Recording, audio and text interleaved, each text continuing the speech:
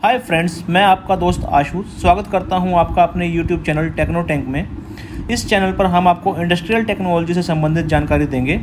तो दोस्तों, वीडियो पूरा देखें और अगर वीडियो पसंद आए तो मेरे चैनल को लाइक व सब्सक्राइब ज़रूर करें। तो चलिए दोस्तों, स्टार्ट करते हैं अपना वीडियो। चलिए इस वीडियो में जानते हैं how to select a material cutting machine. कौन सी वो बातें हैं जिनको ध्यान में रखना है मटेरियल कटिंग मशीन सिलेक्ट करते समय। सिलसिले में जो सबसे पहले हमारे लिए जानना ज़रूरी है वो है types of material cutting machine. तो इसमें जो सबसे पहले नंबर पे जो मशीन आती है वो है टर्निंग मशीन। उसके बाद जो दूसरे नंबर पे मशीन जो आती है वो है मिलिंग मशीन। और तीसरे नंबर पे जो मशीन आती है वो है शेपिंग मशीन। उसके बाद चौथी जो मटेरियल कटिंग मशीन है वो है ग्राइंडिंग मशीन। और पांचवी जो मटेरियल कटिंग मशीन है वो है पावर सॉ। तो दोस्तों, ये मैंने बहुत ही बेसिक मशीन्स आपको बताई हैं जिसके बारे में हम बात करेंगे। तो चलिए दोस्तों, अब हम जानते हैं parameter to select a material cutting machine. तो मटेरियल कटिंग मशीन को सिलेक्ट करने के लिए क्या चीज़ें ध्यान में रखनी है दोस्तों। इसमें सबसे पहली बात जो है वो मटेरियल टू बी कट और मशीन। हमारे पास कई प्रकार के मटेरियल होते हैं, जैसा कि इसमें MS होता है, ब्रास होता है, कॉपर होता है, PU होता है।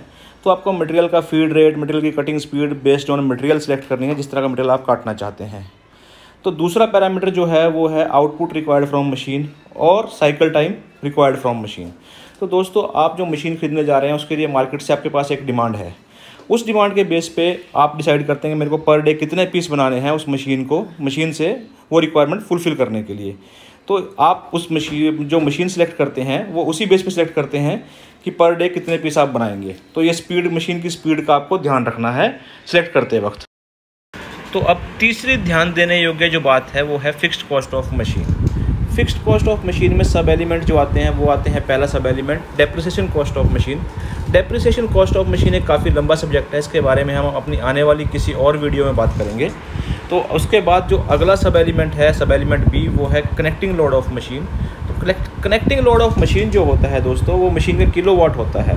मशीन कितनी बिजली कंज्यूम करेगी ये उससे रिलेटेड होता है, तो इसका भी हमें ध्यान रखना होता है। उसके बाद जो अगला सब एलिमेंट है वो है C, कॉस्ट ऑफ पेरिफेरल्स। तो कॉस्ट ऑफ पेरिफेरल्स भी बहुत ध्यान देने योग्य बात है। पेरिफेरल्स क्या होते हैं? पेरिफेरल्स होते हैं मशीन के साथ जो एसेसरीज़ होती हैं वो, जैसे कि कूलेंट टैंक हो गया, चिलर यूनिट हो गई, फ्यूम एक्सट्रैक्टर हो गया, ये सब मशीन के पेरिफेरल्स होते हैं। इसके बाद जो अगला सब एलिमेंट दोस्तों जो है वो है other administrative cost. Other administrative expenses क्या होते हैं दोस्तों? वो होते हैं जैसे कि लेबर कॉस्ट, सुपरवाइजरल कॉस्ट और उसके ऊपर जुड़े हुए बहुत से और एडमिनिस्ट्रेटिव एक्सपेंसेस। तो ये तो हो गया फिक्स्ड कॉस्ट ऑफ मशीन से related elements. Cutting machine selection में चौथी बात जो ध्यान देने योग्य है वो है parts to be manufactured. Parts to be manufactured का मतलब है पार्ट्स की शेप कैसी है, पार्ट का साइज़ क्या है, पार्ट का वेट क्या है, ये सब चीज़ें मशीन सिलेक्ट करते वक्त ध्यान में रखनी चाहिए। पांचवी चीज़ जो है दोस्तों वो है space available to keep the machine.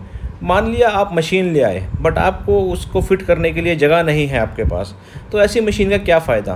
तो आपको मशीन ख़रीदने से पहले स्पेस को फाइनलाइज करना है और आपके पास जितनी स्पेस अवेलेबल है उसके अकॉर्डिंग आपको मशीन का साइज़ फाइनल करना है। तो मशीन सिलेक्शन में छठवां पार्ट जो है वो है, छठवीं ध्यान देने योग्य बात जो है वो है एक्यूरेसी और प्रिसीजन रिक्वायर्ड फॉर मशीन। तो इस पे मशीन सिलेक्शन जो है इस पे भी डिपेंड करता है दोस्तों कि आपको कितनी एक्यूरेसी में पार्ट बनाना है, कितनी क्लोज टॉलरेंस में पार्ट बनाना है, कितना फाइन पार्ट बनाना है।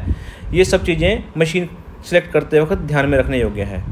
तो दोस्तों, हमने अभी तक जो जाना वो ये जाना कि किसी भी कटिंग मशीन को सिलेक्ट करने के लिए किन चीज़ों का हमें ख्याल रखना है, क्या वो पॉइंट हैं जो हमें दिमाग में रखने हैं मशीन खरीदते वक्त। आज के लिए इतना ही। धन्यवाद दोस्तों।